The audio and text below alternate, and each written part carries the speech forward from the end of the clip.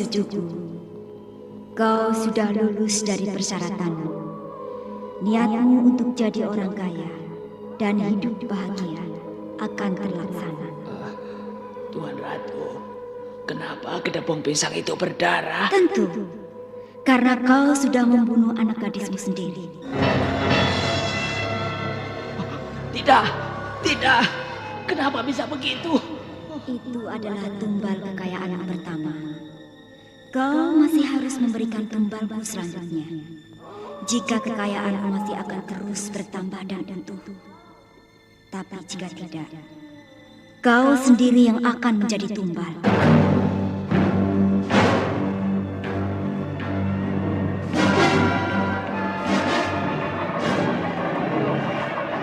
Kejar babi ngepet itu! Dia tidak akan bisa lolos! Ayo kejar! Kejar! Ayo kejar!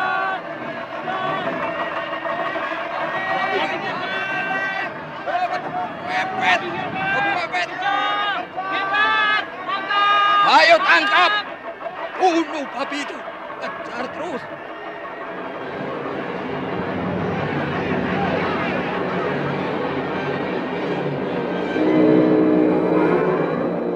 Persatuan Tunanetra Indonesia, Pertuni, di Kabupaten Jember, sejak berdirinya pada 1994, Pertuni Jember telah berhasil mengantarkan sebagian anggotanya menempuh pendidikan non-formal dan mengenyam pendidikan ke jenjang yang lebih tinggi. Informasi lebih lanjut datang langsung ke Sekretariat Pertuni, SLBA TPA Jember, Jalan Beranjangan 1, Jember.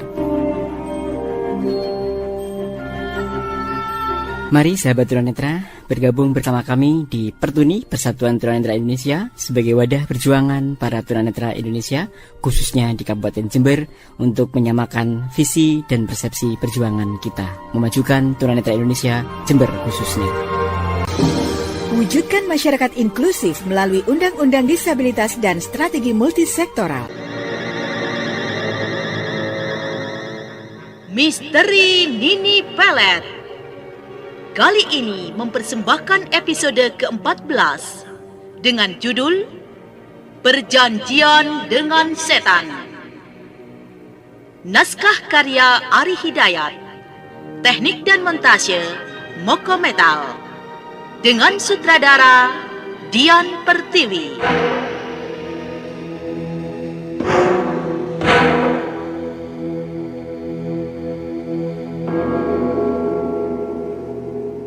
Perjanjian dengan Setan.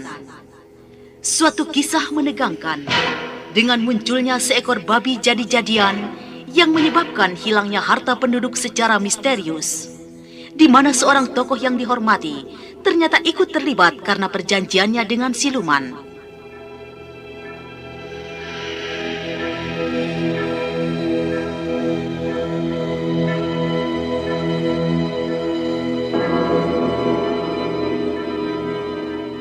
Dalam seri yang ke-14 ini, didukung oleh Astriati sebagai Nini Pelet, Margaret sebagai Nyai Pasugihan, Lanti sebagai Laraswati, Francisca sebagai Ratu Junjung, Sunario sebagai Mama Jarobat, Wenda sebagai Dimas, dan Ajeng sebagai Danar.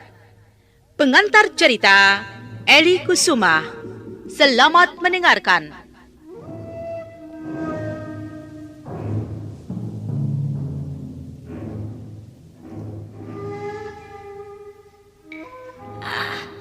Kenapa kau jadi berubah khawatir dan takut, Laraswati? Tidak, Nek. Jadi, saya harus meneteskan beberapa tetes darah saya sendiri pada barang-barang milik Nyai Kadarsi itu? Iya. Jika saya akan menggunakannya? Iya. Dan kau akan bisa menyaksikan kenyataannya sendiri jika kau sudah meneteskan darahmu sendiri pada barang-barang Nyai Kadarsi itu. Baik. Saya akan sanggupi. Apakah tidak ada persyaratan lainnya?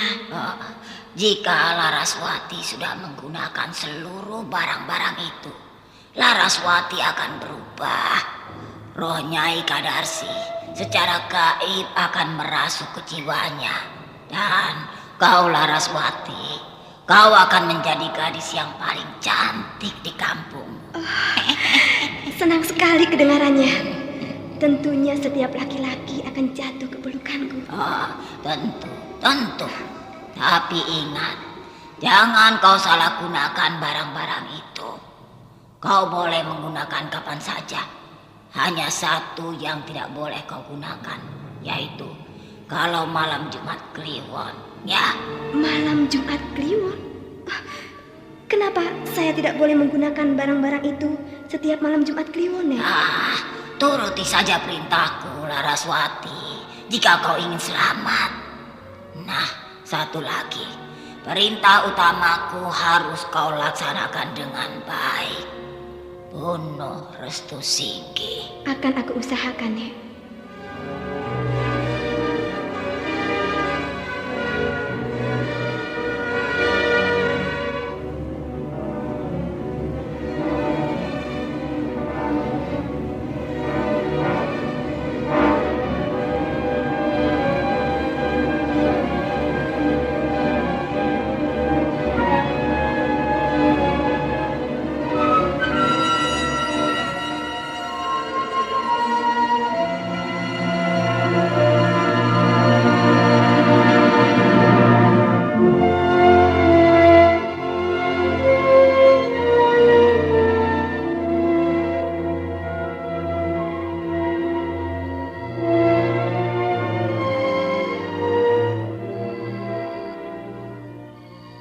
Danar, istriku, kenapa kau kelihatannya termenung? Aku tidak tahu, Dimas. Tiba-tiba perasaanku jadi tidak enak sekali. Aku teringat ayah. Hilangkan segala pikiran-pikiran yang mengganggumu. Malam ini kau harus berbahagia. Bukankah ini malam pengantin kita? Baru saja kita sibuk melayani para tamu undangan. Tapi sekejap saja kegembiraanmu hilang. Kau mengurung diri di kamar. Entah apa sebabnya. Aku hanya tidak enak perasaanku saja. Aku ingat ayah. Istriku, bukankah kau tahu Mama Jarobot ayahmu sejak lama hilang dan tidak ada kabarnya? Berdoa sajalah. Semoga ayahmu selamat. Tidak menemukan bahaya apa-apa. Entah bagaimana nasibnya ayah saat ini. Aku kasihan sekali. Hatiku berdebar-debar. Perasaanku tidak enak sekali. Aku menyesal kalau malam ini kau akan berpikiran lain selain kebahagiaan kita berdua. Maafkan aku, Dimas. Aku hanya sedang teringat ayahku. Kau tidak marah kan? Kau sudah jadi istriku. Aku tidak akan marah. Aku sayang dan mencintaimu. Itu juga aku khawatir. Aku juga takut akan kehilanganmu, Dimas. Kau salah kata. Akulah yang sebenarnya takut kehilanganmu. Jika kau tidak ada, sebaiknya pun aku tidak ada. Kenapa kau mempunyai pikiran begitu? Ya, karena aku takut istriku hilang. Bagaimana kau bisa mempunyai pikiran begitu, Dimas? Karena aku sangat sayang padamu. Aku takut kehilanganmu. Dimas.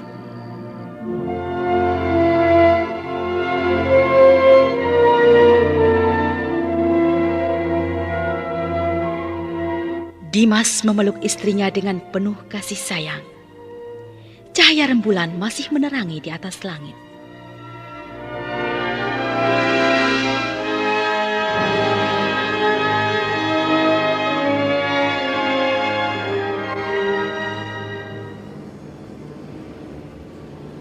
Sementara jauh di dalam sebuah goa, seorang laki-laki setengah tua bertubuh kurus kering, berwajah pucat pasi, tengah duduk bersila menghadap sebuah pintu batu. Laki-laki itu adalah Mama Jarobat. Dia memang sudah berhari-hari berada di tempat itu.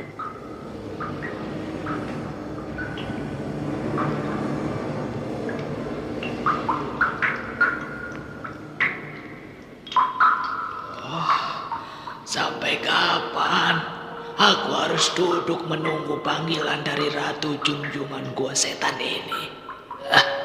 Apakah aku akan mati di dalam gua setan ini? Apakah diriku sengaja dibiarkan di gua ini untuk santapan binatang-binatang ular, kalajengking yang berserakan di sekitar gua ini? Oh, buruk sekali nasibku. Bukankah babi siluman itu mengantarku ke gua ini untuk menghadapkan aku pada Ratu Junjungan penguasa gua setan ini. Bukankah menurut babi siluman itu, Ratu Junjungan itu bisa membuatku hidup bahagia, menjadi orang terkaya? Tapi kenapa aku justru terus didiamkan berhari-hari di tempat ini?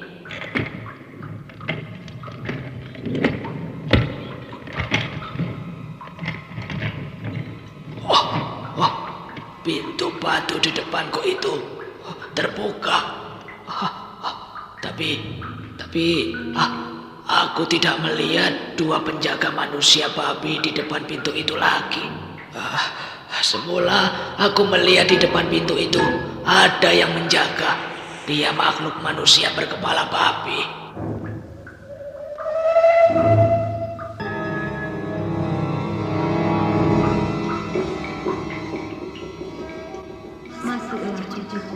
Ayo, masuk ke dalam. Siapa kau? Di mana kau? Tampakkanlah wujudmu.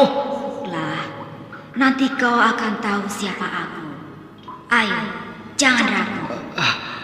Baik. Aku akan masuk.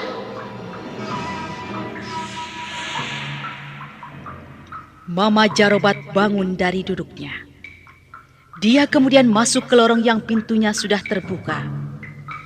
Hingga akhirnya tiba di sebuah ruangan yang sangat indah menurut penglihatannya. Ruangan itu penuh dengan wanita-wanita cantik, tengah berdiri dengan teratur. Di hadapan wanita-wanita itu duduk seorang perempuan cantik.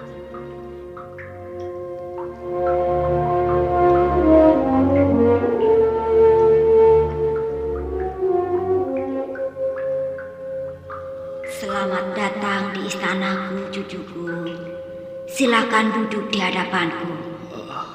Siapa wanita itu? Ratukah dia? Cantik sekali. Dia memanggilku cucu. Tapi dia masih muda sekali. Siapa namamu, cucuku? Aku Mama Jarobat. Siapakah Tuan Ratu yang baik ini? Akulah Ratu Junjung penguasa gua setan ini. Sembah sujud hamba pada Tuanku Ratu Junjung. Cukup. Jangan terus bersujud. Mama Jarobat, cucuku. Aku sudah tahu kedatanganmu. Salah satu anak buahku sudah menceritakan segala penderitaanmu. Segala maksudmu datang menghadapku. Terima kasih Tuan Ratu. Syukurlah jika Tuan Ratu sudah tahu nasib hamba. Hamba orang miskin yang hina sekali. Apakah Tuan Ratu Junjung benar bisa menolong hamba untuk menjadi orang terkaya? Hamba ingin hidup senang. Sejak lama hidup hamba selalu susah. Aku mengerti. Aku bisa menolongmu hidup senang. Kau akan menjadi orang terkaya di kampungmu. Asal kau mau memenuhi segala persyaratanku nanti. Hamba sudah nekat. Hamba sudah pasrah. Apapun yang akan hamba jalankan, hamba akan laksanakan. Benarkah? Benarkah kau tidak takut dan rela dengan segala yang kau hadapi nantinya? Hamba rela. Hamba bersedia menerima apa saja akibatnya, Tuan Ratu. Baiklah, jika itu kemauanmu. Kau kelihatan kurus dan pucat. Tentunya kau lemah. Sekarang, kau akan ditemani pengikutku. Kau makanlah dulu. Setelah itu kau mandi dan rapikan dirimu. Terima kasih, Tuan Ratu Junjung.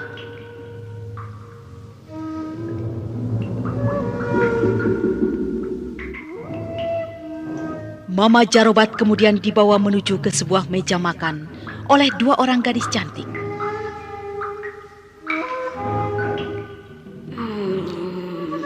Ayo, duduklah. Jangan ragu-ragu. Habiskan semua yang ada di meja makan ini. Ayo. Banyak sekali hidangan itu. Tapi merah semuanya. Daging itu aku perhatikan, wah, seperti daging manusia.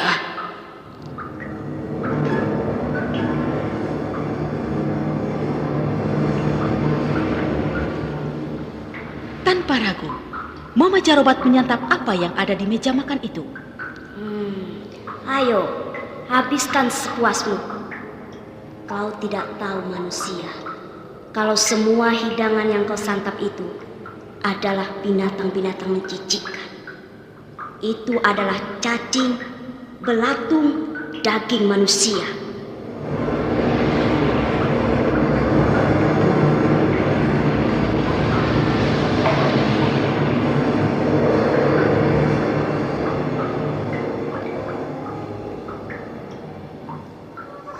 Bagus. Kau sudah menjalankan syarat pertama. Kini kau harus mandi di lubang itu. Mama Jarobat melangkah menuju ke sebuah lubang dengan ditemani oleh 2 gadis cantik.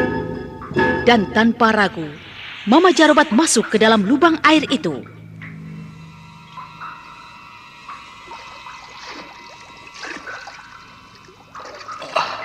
Air ini amis darah. Baunya menyengat hidung. Tapi air ini jernih dan segar sekali. Dia tidak tahu kalau dia sebenarnya mandi dengan darahnya sendiri yang terus mengalir dari bagian kakinya.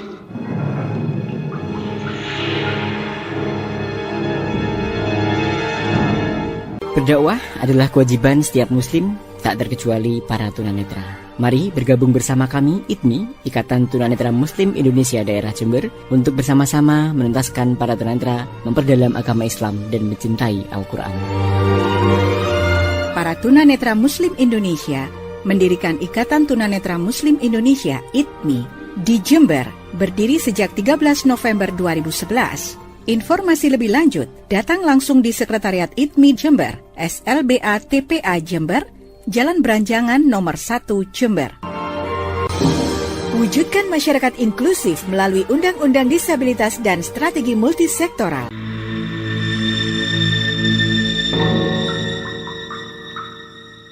Bagus. Kini kau sudah makan dan mandi. Kau sudah kelihatan rapi, tidak seperti semula.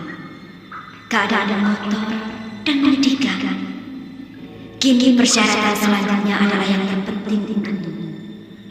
Kau sudah berjanji dalam menanggung segala akibatnya, asal kau bisa menjadi kaya dan hidup senang. Kau lihat apa yang ada di dalam bungkusan kain putih itu? Iya, saya melihatnya. Itu adalah sebuah gedebong pisang, Tuan Ratu. Bagus. Sekarang kau tusukkanlah gedebong pisang itu. Ambillah sebilah pisau yang ada di hadapanmu. Baik, Tuan Ratu.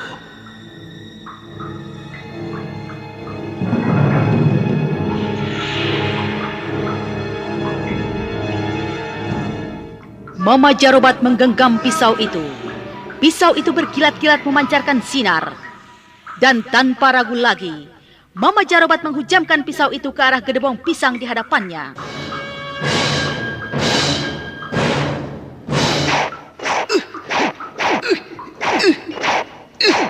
Mama Jarobat terus menusuk-nusuk gedebong pisang itu. Tetapi aneh, gedebong pisang itu tiba-tiba mengalirkan darah segar.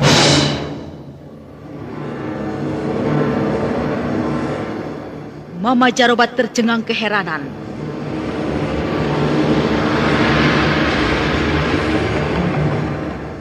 Sementara itu di rumah Dimas, saat itu juga, Danar yang sedang tidur, tiba-tiba perutnya mengalirkan darah. Perutnya robek seperti tertusuk oleh benda tajam. Oh, Danar, istriku. Oh, tidak!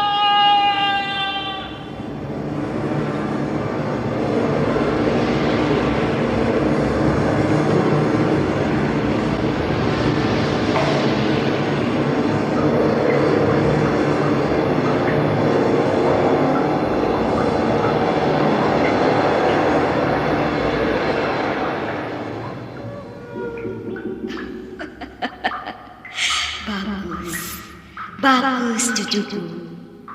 Kau sudah lulus dari persyaratanmu. Niatmu untuk jadi orang kaya dan hidup bahagia akan terlaksana. Tuan Ratu, kenapa kedapong pisang itu berdarah? Tentu, karena kau sudah membunuh anak gadismu sendiri. Oh, Danar. Oh, tidak, tidak. Kenapa bisa begitu? Itu adalah tumbal kekayaanmu pertama. Kau masih harus memberikan tumbalmu selanjutnya. Jika kekayaanmu masih akan terus bertambah dan utuh. Tapi jika tidak, kau sendiri yang akan menjadi tumbal.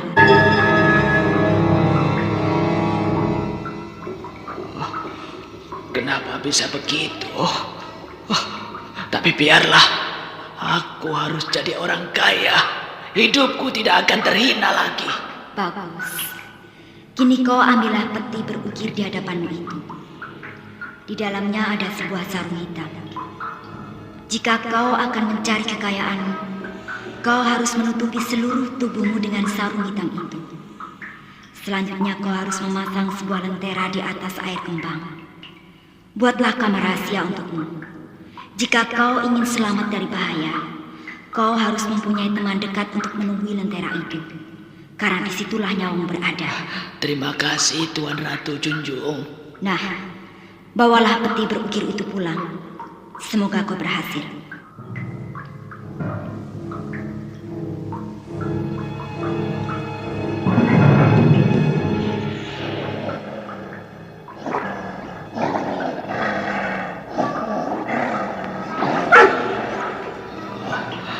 Tuan Ratu, semua berubah menjadi babi. Aneh, tempat ini pun berubah. Ini bukan istana megah yang aku lihat semula, tapi hanya sebuah ruangan dalam goa mengerikan.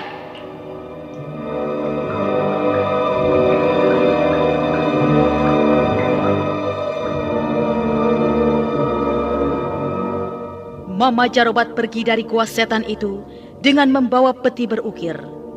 Dan Mama Jarobat akhirnya sampai di luar gua setan itu. Aku sudah keluar dari gua setan. Kini aku harus pulang ke rumahku.